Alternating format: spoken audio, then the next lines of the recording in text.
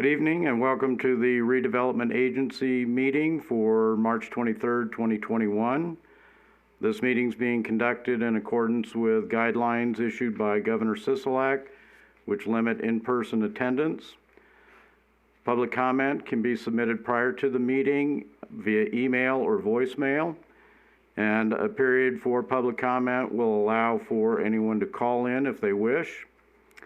With that, I will state that the items listed on the agenda may be taken out of order. Two or more agenda items for consideration may be combined, and any item on the agenda may be removed or related discussion may be delayed at any time. We will call the meeting to order, and we will begin with our first public comment period. Anyone wishing to make public comment during this period may call in to number 702-589-9629.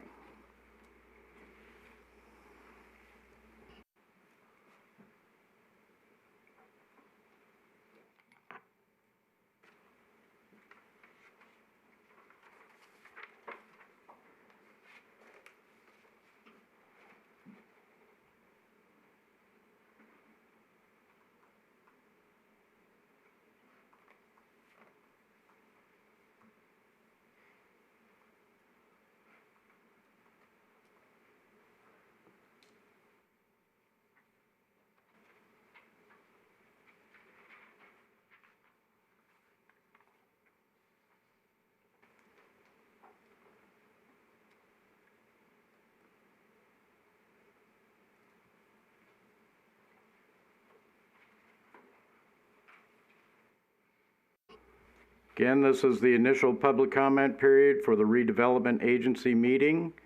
Anyone wishing to call in, the phone number 702-589-9629. Speakers will be limited to 5 minutes for their comments, and the comments must be related to items on the agenda for action.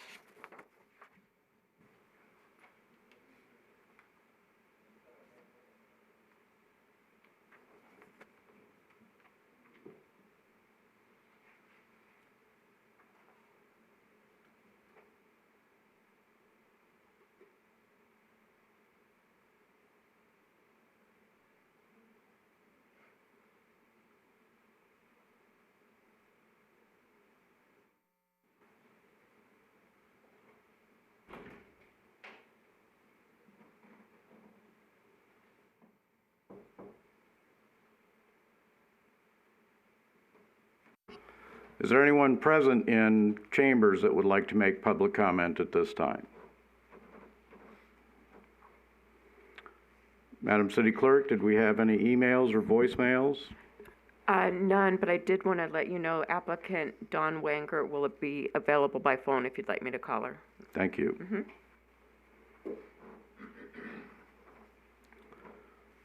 All right, hearing and seeing no one for public comment, we will close the public comment period and move to the first item on the agenda, which is the approval of minutes from the December 8th, 2020 Redevelopment Agency meeting. Any questions or comments regarding the minutes from that meeting? Anyone wishing to make a motion for approval? Mayor, I move to approve the minutes. Second. All those in favor? Aye. Anyone opposed? All right, item 2 for possible action, resolution number 229. Mr. Fistekchen, if you would like to make a presentation.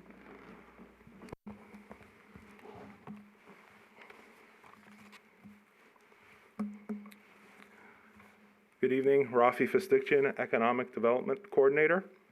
I want to let the agency know that we have a revised resolution at the dais.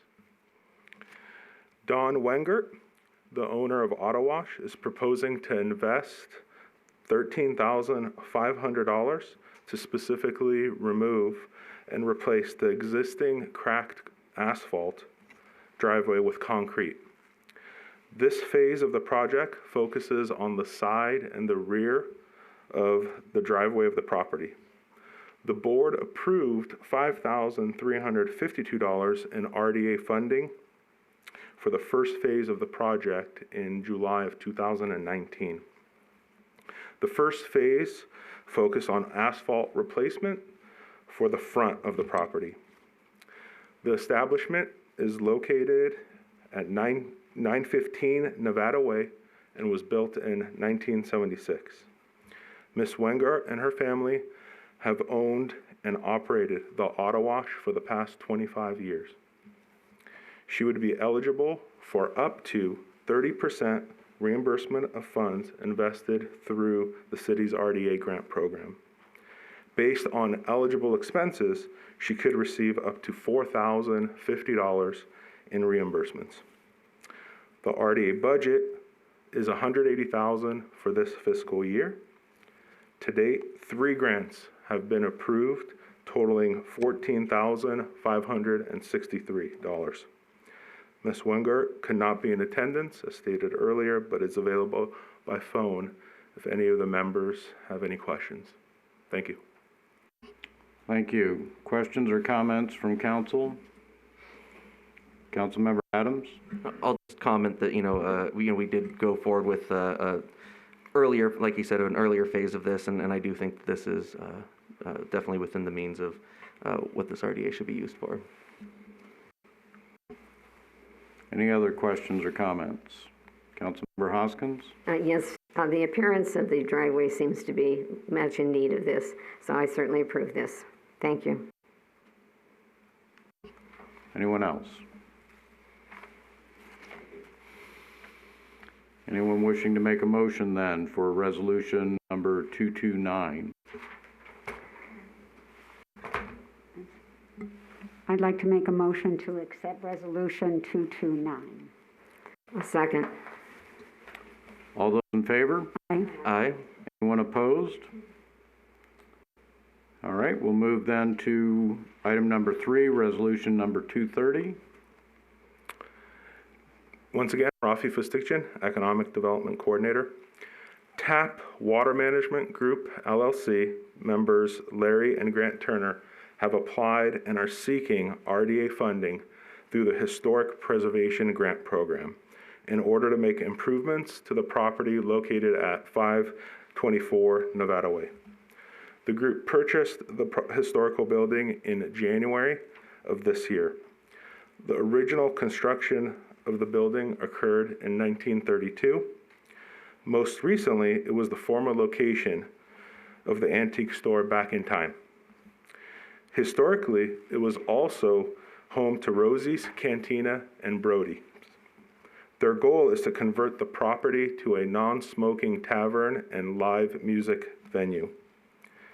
This is the 3rd historic preservation RDA grant application that is being considered since the board approved the guidelines just over a year ago.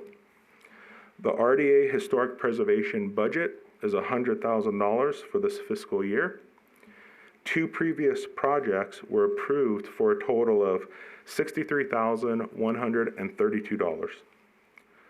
The remaining fund balance for this fiscal year is $36,868. It is estimated that the total improvements of this entire project will cost approximately $300,000. The applicants are requesting RDA consideration for the first phase of their project, which entails approximately $80,000 of improvements. Eligible improvements for the first phase include design plans, saw cut and concrete removal, excavation, footing stem walls and retaining walls, waterproofing, structural beam and framing, and subfloor for entry ramp, as the property currently does not have ADA compliant restrooms.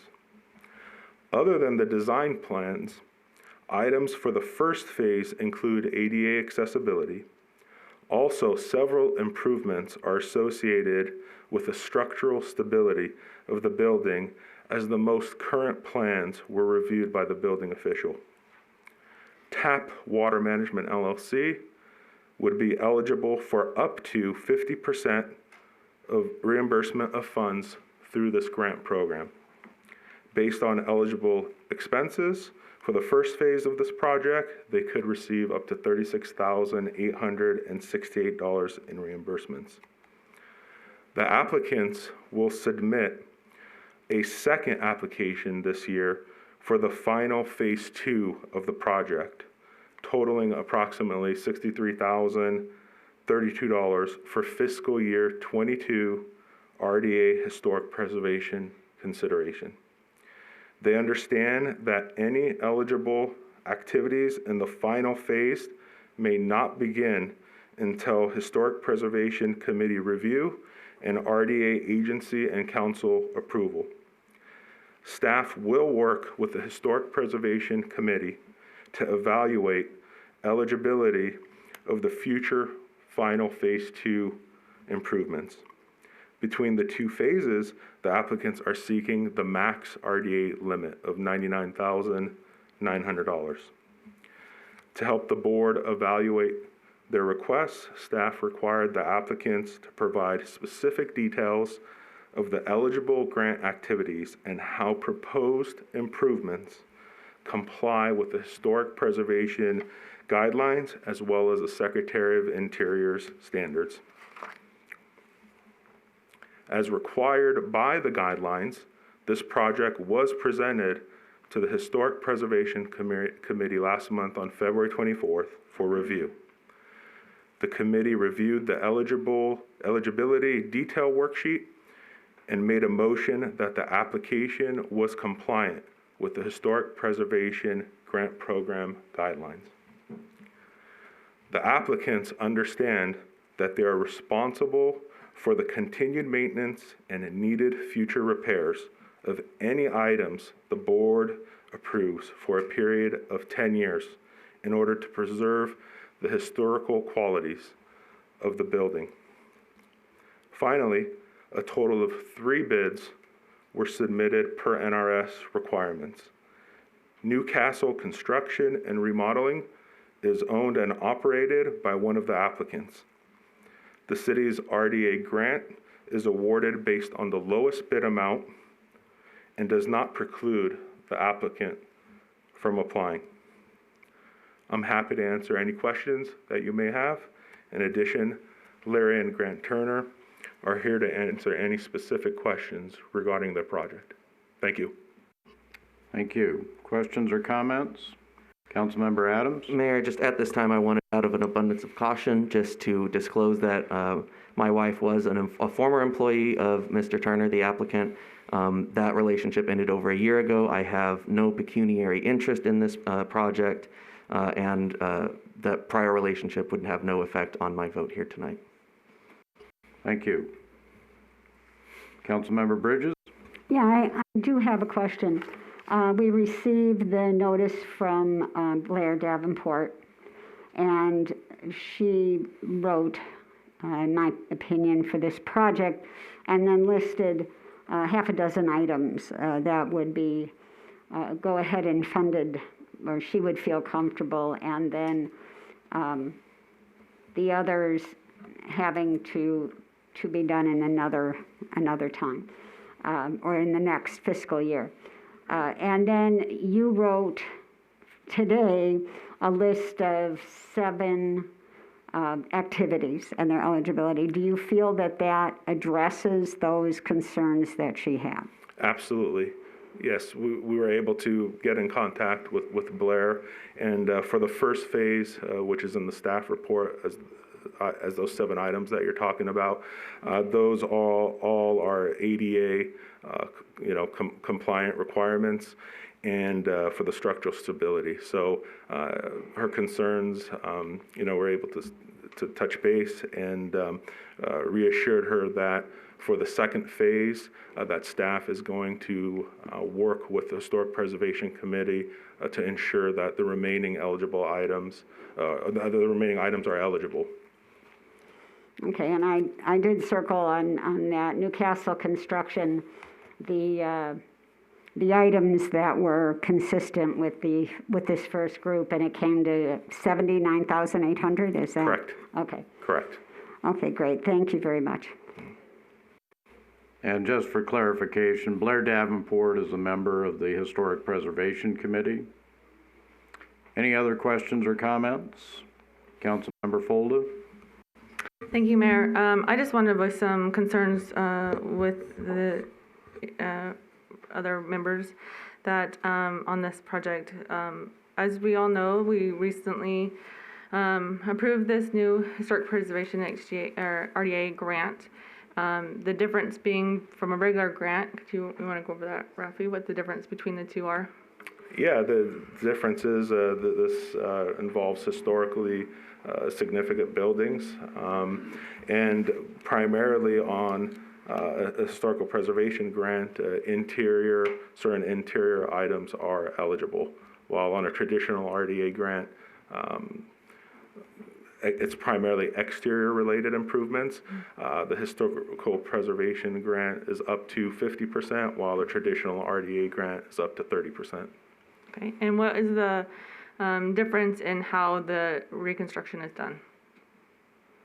The historic preservation grant needs to follow the Secretary of Interior's standards. And another primary difference is once an applicant applies for a historic preservation grant, it must go to the historic preservation for review. Okay, thank you.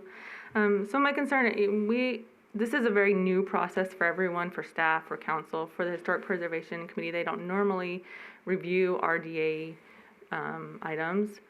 As this new process went forward, I watched the Historic Preservation Committee meeting, and it was in my opinion, it was very similar to what they would do before, where there was 4 items that they would view any items that were in the historic district, and so they viewed it as more of a permitting process, and they all voiced some concerns about the changing of the door of this item, and then further learning from one of the Historic Preservation Committee members is that they didn't see the cost estimates or what the actual work would be due, or what was the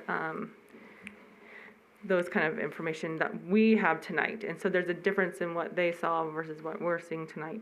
So my concern is that maybe we miss a part of the process, because the whole point of the Historic Preservation Committee is that they follow the State of the Interior guidelines.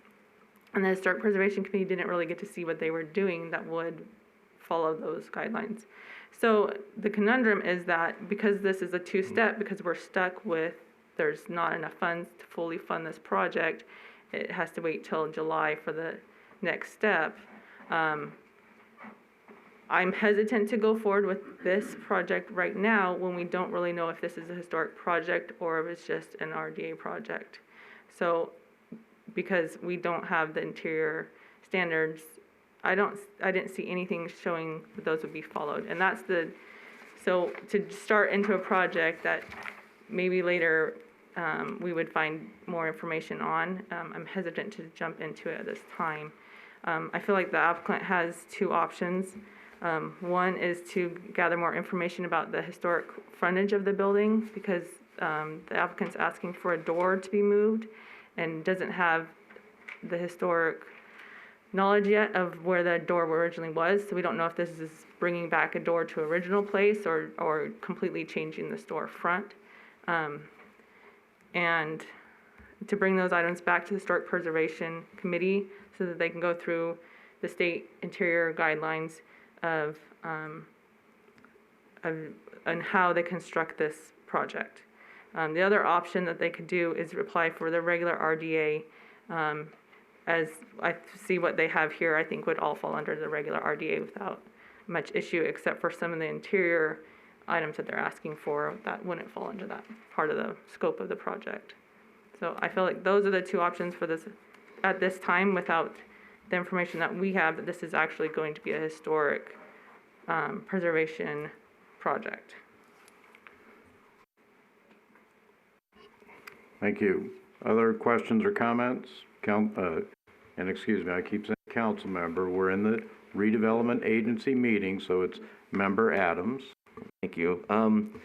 With regards to the necessity for the work to be done, in concert with the interior standards for historic preservation, that onus is on the applicant itself, right? So if work were to be done that ultimately was not in line with those standards, then the grant wouldn't be awarded. Is that correct?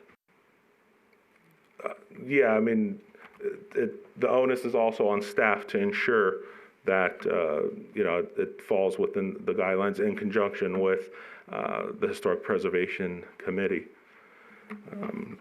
Just want to reiterate and circle back as far as, whether it applies. In our guidelines, we have accessibility, which the 7 improvements or the 7 activities that we've listed all fall under the American with Disabilities Act or an ADA. And so those are the improvements that need to take place. And some of them also are all under the structural deficiencies. So for this first part, I just want to reiterate that the 7 items we believe fall under that. And I did have the opportunity to speak with Ms. Davenport also when I received the email where she expressed just some concerns.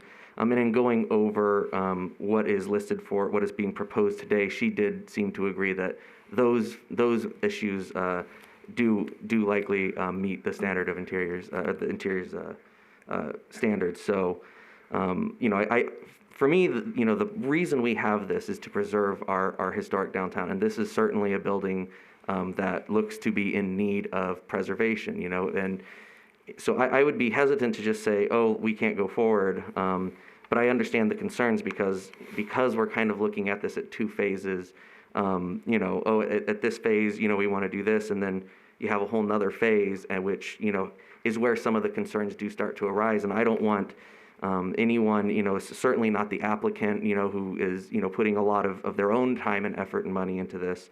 I don't want them to be, caught off guard at the end of this or, moving in and thinking one thing or not.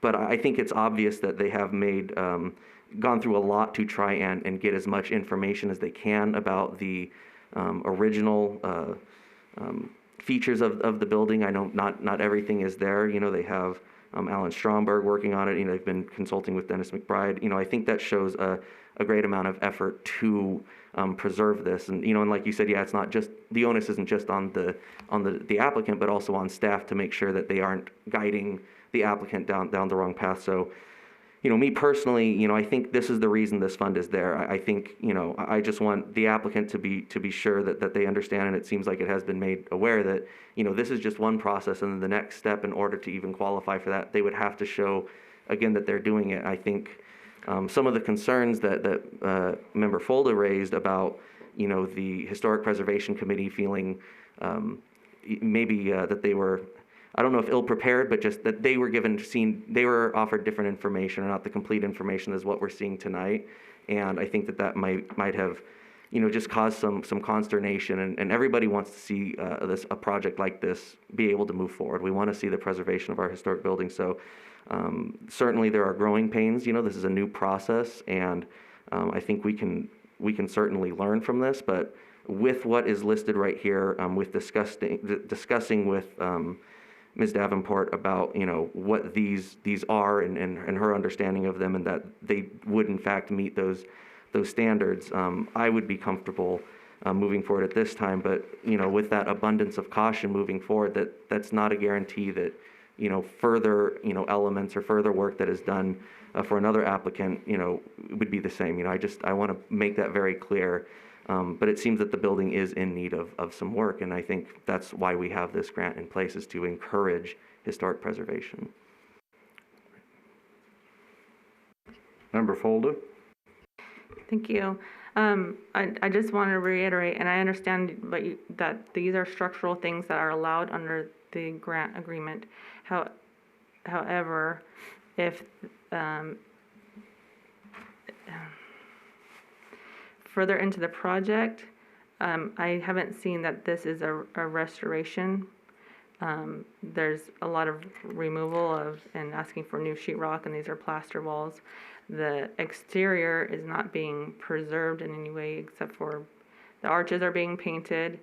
They're changing the entire front of the store into something else. So there's a difference, and I think the intent of the historic preservation versus regular RDA, just because it's an old building doesn't mean it's a historic preservation grant eligible project.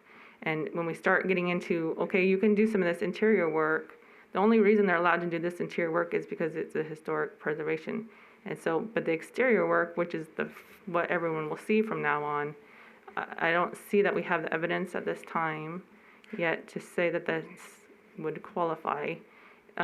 What they're asking for would all qualify, except for the interior, for the regular RDA. And I'm concerned that we start into a project like this, that we don't have all the information. They were waiting on some additional photos for the front of the store, I think, and so that's my concern. You go down a road, you already open that up, and to allow it as a historic preservation when it might not even qualify for such. That's my concern. Member Bridges? I feel that they have done their due diligence. There may have been a lack of costs presented. All in all, they did approve of this project. I believe that with what I've seen in terms of what they've presented, that it's not necessarily going down a rabbit hole, that they are trying to take care of certain requirements that are, no matter what, are going to have to be taken care of before they move forward. It's a large project.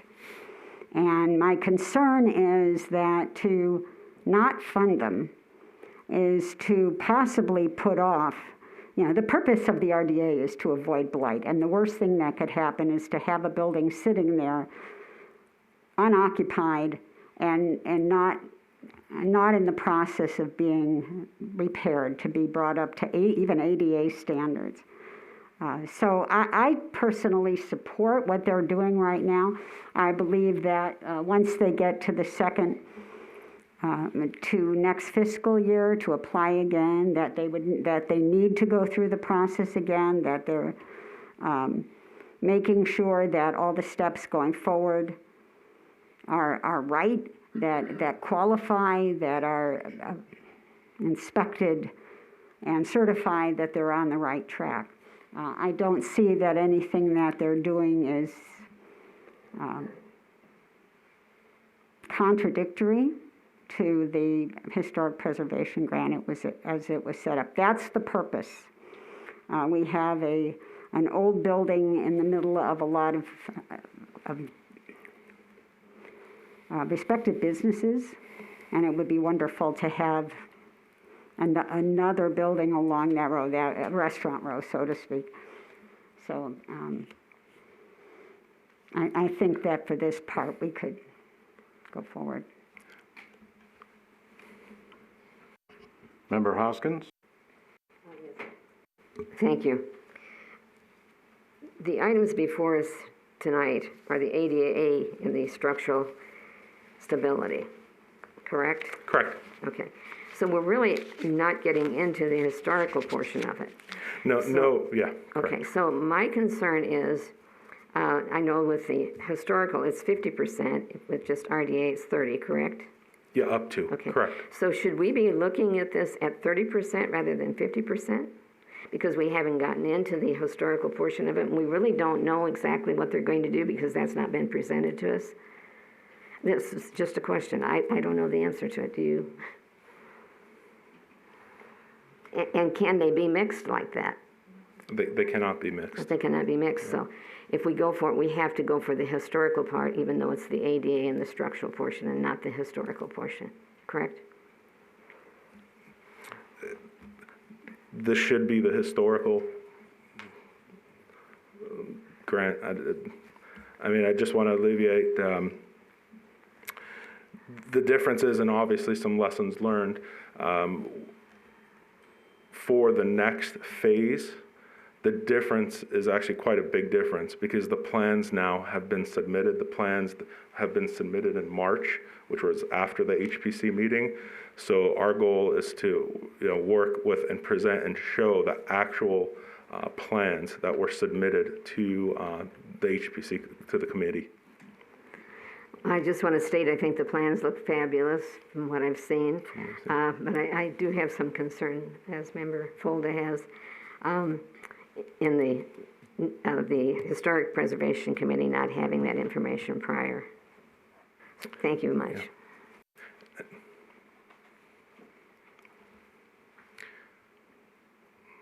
Member Folda? Thank you, Mayor. I just want to reiterate too, it's not my intent to not see this building and being a fully functioning building in our business district. That my concern is that fully on the way that this is set up, that we won't have, step 2 is what we need step 1 to be, and it's not. So we're doing, it a little bit backwards here, and so my concern is the transparency and that this is going to be done under the State of Interior guidelines when we don't have that before us today. And then if we approve those things, the next step is what would trigger the approval of this to be allowed, because if it's not historic preservation, you cannot do these interior funds, and to give funds to something that we don't have the pre-approval of by seeing that State of Interior is being followed through those things, and that my concern is Historic Preservation Committee hasn't even seen that either. My recommendation would be to, like I said before, send this back to the Historic Preservation Committee to review with the State Interior guidelines in mind when they're looking at the project and when the scope of it. Or the applicant can certainly apply under regular RDA. The problem is that you can't have both, right? So we need to be able to have a clear picture of what the actual project is. And like I said, this, we don't have all the information of what would trigger this, but a little bit of what we've seen is that the exterior preservation is all about preserving, restoring, bringing back things that have been modified or changed to its original or similar to its original. And I haven't seen that this project is doing that. It's actually changing it to make it into something else that it wasn't. And so to approve monies now, when step 2 is really the scope of what would allow this money to go forward, I'm very uncomfortable with at this time. Other questions or comments? Again, I believe that Member Folda has clarified some things on that, but just for my clarification, interior work such as this, is that normally subject to grant money for the RDA without consideration to whether it's a property in the historic district? So you're asking for the traditional RDA? Yes. With this? Let's say this building was, out Right. at Veterans Parkway, because even that vacant land is within the RDA. So let's say it was out there, not within the historic district. Would this work that's being proposed now be eligible for an RDA grant? For the ADA-related restroom items, it would be, but I don't believe it would be for the structural stability of the items. And that seems to be a significant part of the work that's being proposed. So again, I think the point then is well taken, that whether somebody believes that, oh, it'll look nice, the whole purpose behind increasing the funding to 50% and to target properties within the historic district, the whole purpose of that is historic preservation. And if the end product isn't preserving the architecture of the building, it's changing it, whether it's pleasant or not, If it's not preservation, then it's not eligible for this additional grant and the additional interior type of work. So I think the point is very well taken, that to tell the applicant now, yes, go ahead and this amount of money will be available, and then the applicant comes back in several months and presents plans that do not preserve the historic architecture, that's a problem, I believe.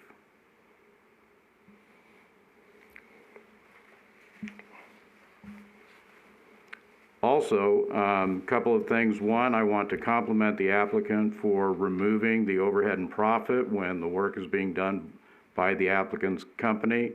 That was an objection that I had previously, that type of cost should not be considered for these grants, so I appreciate the removal of that particular cost.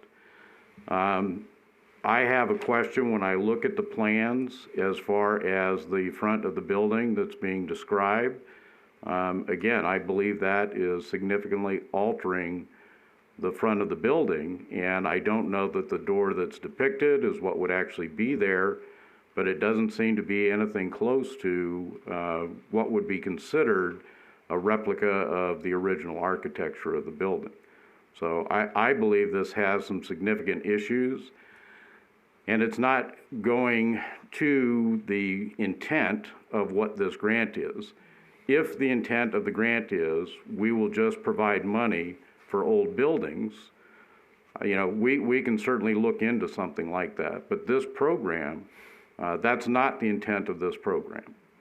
And so I have considerable concern and hesitancy about that. I too think that it probably needs to go back for further review from the Preservation Committee with the additional information that's now being available, and also to communicate to the applicant, the intent of this program is not just to make more money available to you, it's to do the preservation of historic architecture that is the whole point of this grant program that we created last year. So I have an issue with that, and also there's a statement in these grant applications about you are unable to obtain funding for this project anywhere else. This is the second project this applicant has brought forward in the past, I believe, year. With COVID time, it could be a little longer than a year. But these are for substantial amounts of money. And purchasing these properties and then saying, well, I couldn't finance this any other way, so I have to come to the taxpayers and get some grant money from them. Again, this is a substantial request for this grant money, using up, in essence, the entire budget that we've set for this type of thing. Any other questions or comments? Member Bridges?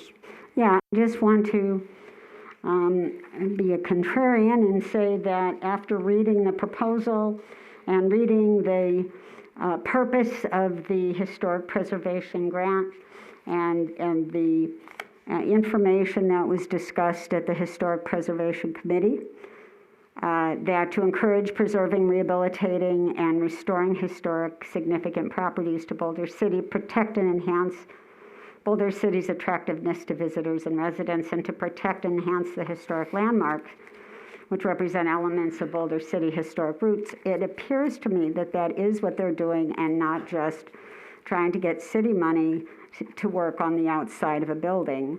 From the effort they made, and I feel that this is very much so meeting the intent and spirit of what we consider the criteria for the Historic Preservation Grant. And I would point out again that all of that is contingent on compliance with the Secretary of Interior standards for historic preservation. So once again, making all of these things contingent on something of, well, they're going to do some work on an old building, is not complying with those Secretary of Interior standards. Those standards are set out, they're clear. We've seen where a member of the committee has an objection to whether this project is actually going to be done according to those standards. And that's the whole point of this program, is to do that according to the standards, not just to assist with putting money into an older structure. So I think that's something that any grant applicant needs to look at, is if I want to be eligible for this help from the taxpayers, here are the things that I need to comply with. Anyone else? Member Adams? Thank you. I guess from what I'm hearing, I do understand the concern, and ultimately the historic preservation elements are the most important, which the facade is one of the most important things. And certainly those were some of the questions that even in the meeting were asked about the windows, the door, et cetera. In wanting to be, totally, doing this right by the taxpayer, by the applicant, by everybody, perhaps it would be best just to make sure that everybody is aware of what the project, the totality of the scope of this project is, for it to, come before the Historic Preservation Committee again, so that they have that to review. I understand that time is money, but of course, we do have to be diligent. We have to be responsible with the taxpayers' money. I guess my question would be for the applicant, how much time would you need? I mean, how much, I understand that sometimes work needs to be done before you know what the remaining of the work that needs to be done in the future, but do you have a full scope of exactly what it is that you're looking to do that you could present to the Historic Preservation Committee, either at their next meeting or the following one?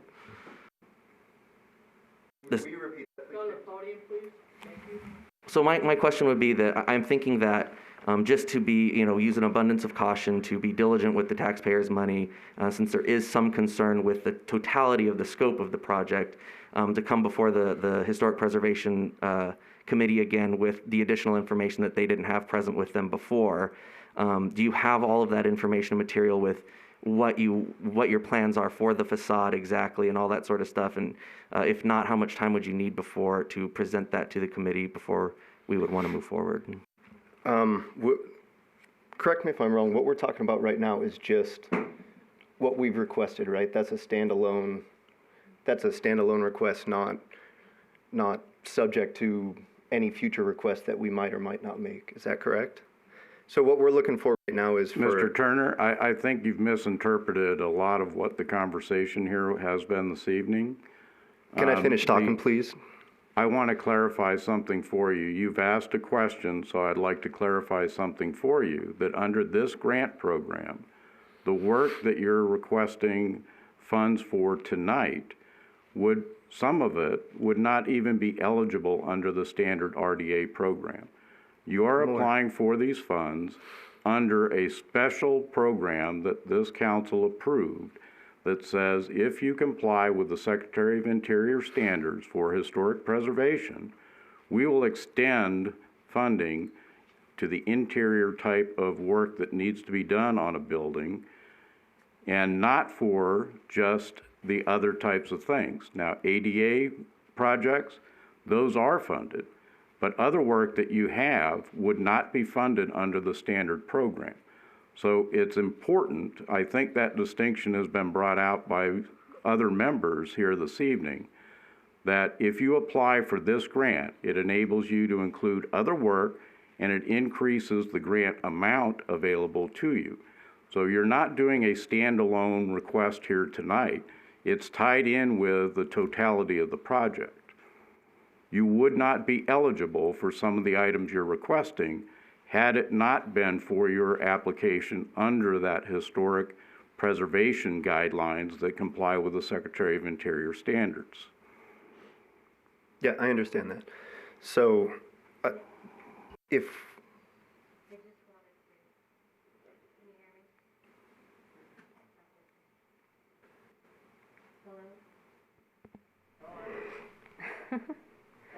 Does that work? Okay, there we go. Thank you. Yeah, I just wanted to add to what the mayor was stating.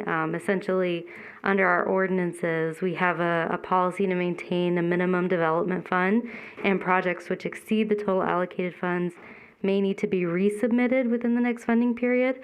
So while this award would not be the full amount and you'd have to essentially come back. The entire project is really being submitted here, although some of the costs are only being reimbursed with this funding period. Okay. Yeah, it was at the city's recommendation, I think, that we applied for the historic RDA as opposed to the traditional RDA. Our presentation to Historic Preservation Committee was with every bit of information required and everything that we had available to us at the time. If I would just defer to the experts on this. If the city recommends that we either proceed with traditional RDA, so be it. If we didn't submit adequate information, or if the approval by Historic Preservation Committee was done without the appropriate amount of information, then we navigate that process. But I would say that, to echo James's sentiment, yeah, time is of the essence. The longer that building sits there with plywood, I think is worse for the city overall. And yeah, definitely there are costs associated with waiting. So I would defer to the city on how best to proceed. But given that this is sort of your area of expertise, our presentation to the Historic Preservation Committee, our intent is to, especially on this, regardless of what grant we're applying for, is to just keep the building as original as possible, and also accomplish the only reason to move the door is purely technical infeasibility to leave it where it is, to fit the function of the building. So we're restricted by that. Everything else, we intend to keep it as original as possible, and made every attempt to get every resource available. Especially Dennis McBride's been a huge help, even though he's kind of out of the game right now. And the museum's doing their best to help us, but finding photos of that building in its original state has proven to be pretty tough. So my preference would be to whichever direction we proceed, we're fine. We would like to do so as quickly as possible so that we can get it on. We've got work waiting to be done, and the sooner we can get this done, the sooner Boulder City residents can enjoy a tavern that's not filled with smoke.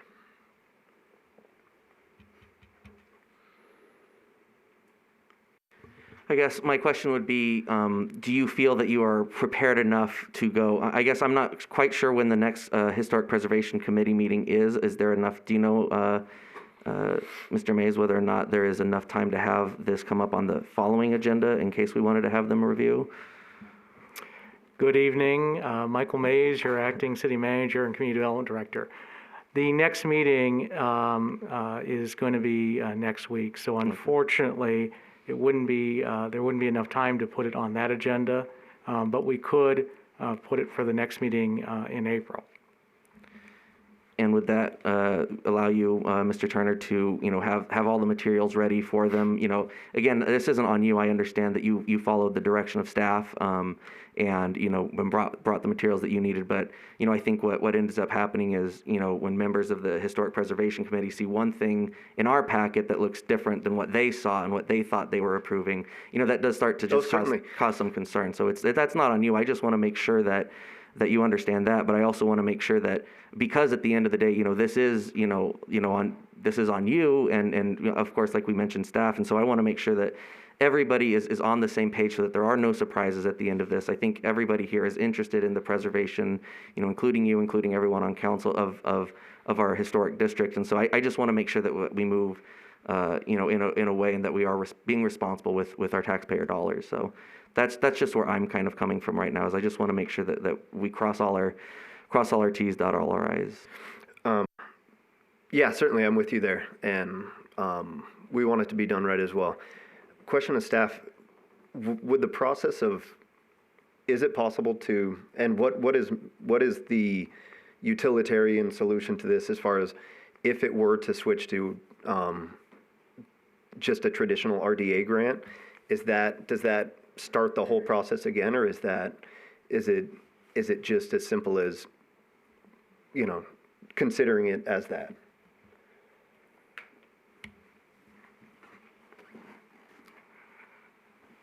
First, let me make a clarification. I misspoke when I said next week.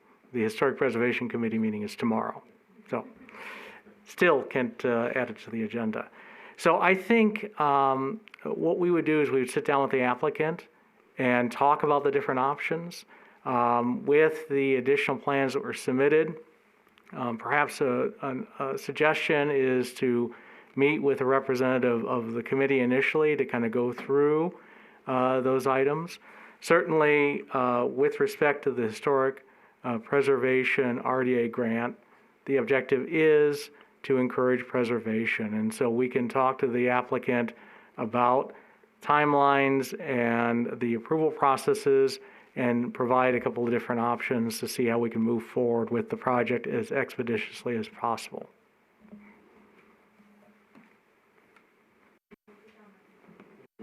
Member Folda?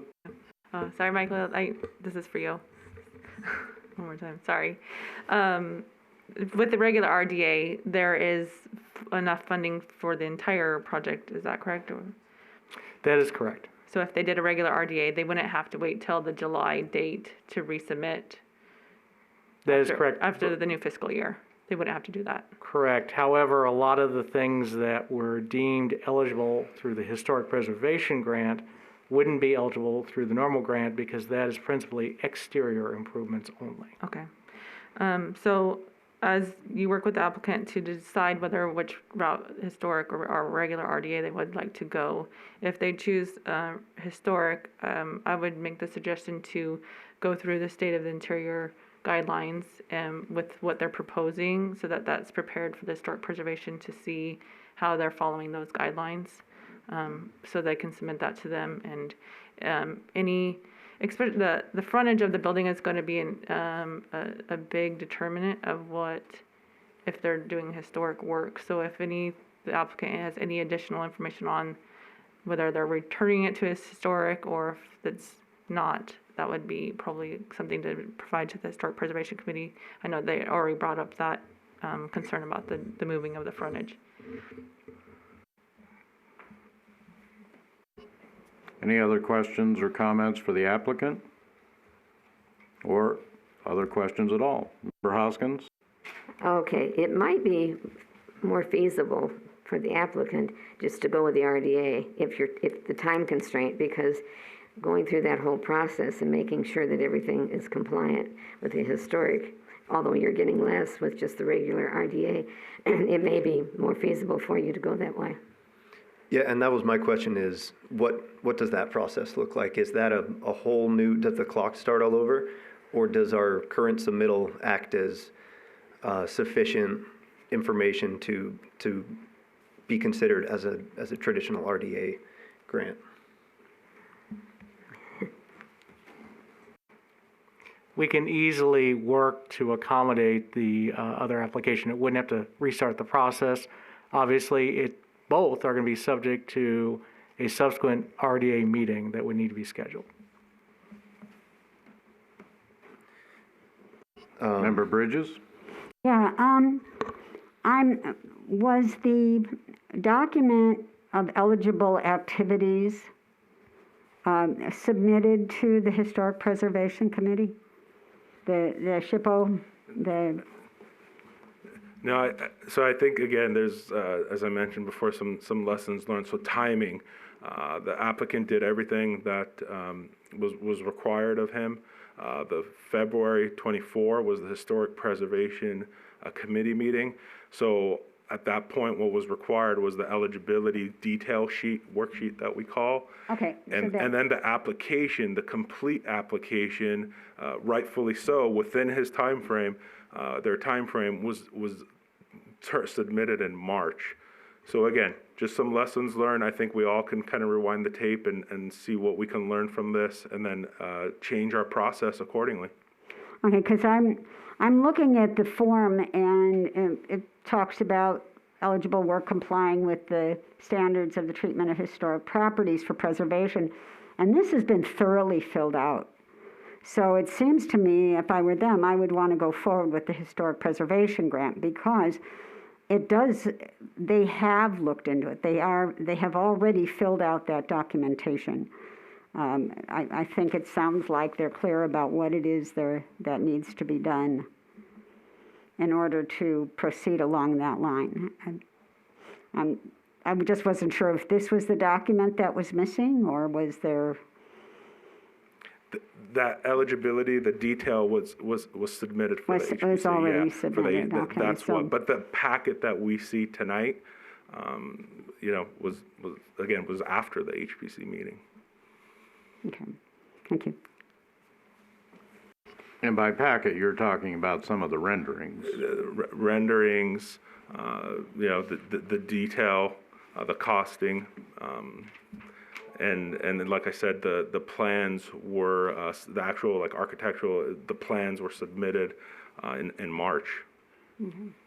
So that's the level of detail we would like to obviously give to the committee, to the Historic Preservation Committee, to allow them to give input to the applicants. Yeah, it seems critical that that type of information is necessary for the committee to arrive at a decision to whether the project complies with the Secretary of Interior standards. Exactly.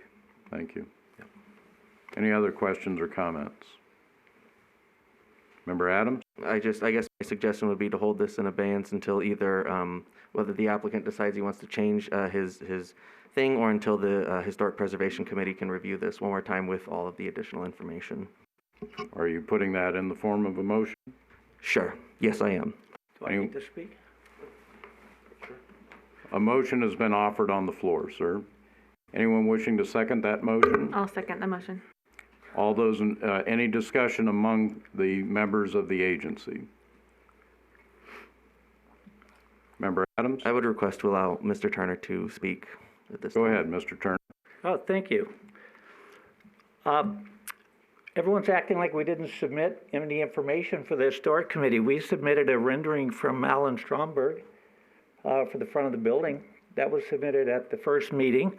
The rendering showed that we were going to keep the original arches, the original roofing, the original texture on the stucco, the original opening configurations in the front of the building.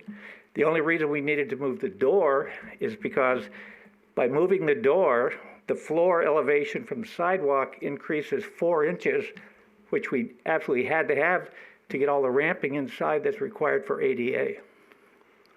Thank you. Any other discussion among the agency? We have a motion and a second. All those in favor? Aye. Opposed? Nay. Motion carries 4-1. Item will be held in abeyance until the Preservation Committee can reconsider, or the applicant may choose to apply for the standard grant. All right, that brings us to our, and thank you, Mr. Fitzjackson, for the information and presentations on these. That brings us to item number 4. Again, we are still in the redevelopment agency meeting. Item number 4, public comment. Again, public comment during this period is for any item, and this is the redevelopment agency meeting. We will begin the council meeting here, I hope, shortly. You ready? Public comment. Good evening. This is Ainsworth Hunt. I want to make a public comment on item 10 on tonight's agenda. We're still in the previous meeting, the RDA meeting right now. I see. The video on it keeps failing, which is why I called in at this point. Okay, I'll tune back in. Thanks. Okay, thank you. Thank you. Again, this is our final public comment period for the redevelopment agency meeting. The phone number is 702-589-9629.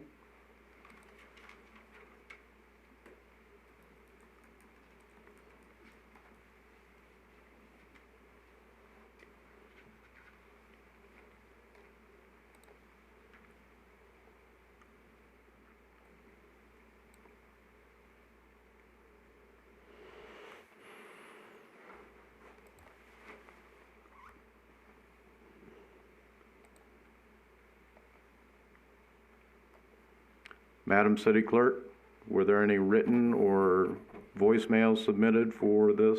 No comments offered. Thank you.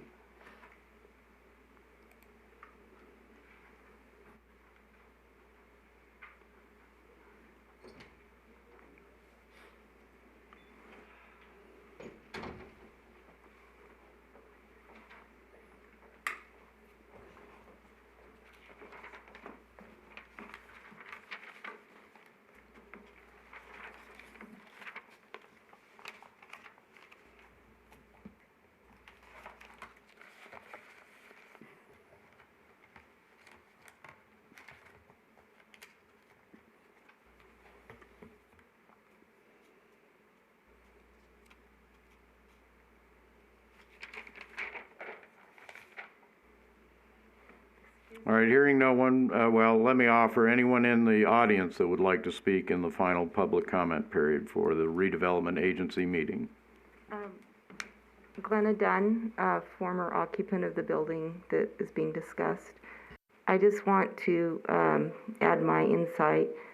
I occupied and did business in that building for 20 years. And during that time, we had the situation on the corner next to Ace Hardware for over 10 years. I believe it was 12 years. That was blight. And as a business person, I felt I was impacted by that because it was basically the first impression people got as they entered into that very historic district and paused with the stop sign. And it was a mess. Then we had on the opposite side of the street for several years, blight, because that got hung up. And even though this particular building isn't as visible to people entering that district, it's a very highly trafficked area as people wait, to eat at the coffee cup. And we've got Grandma Daisy's on the other side and Milo's and such. So I'm not saying that the process should be expedited because of that, but I just want to point out that, and I'm not saying that the Turners are going to stall, as things went before, but it is not a good situation to leave something half done for very long. And that building does have issues. One of the reasons I accepted their offer was I was unable to deal with those issues. I didn't have the money to do the work and then be reimbursed by a third. So they took on a big project. And I hope to see it, I hope to see the building that I owned and loved for 20 years be something again soon. That's it. Thank you. Anyone else present in chambers that would like to make public comment for the final public comment period of the redevelopment agency meeting?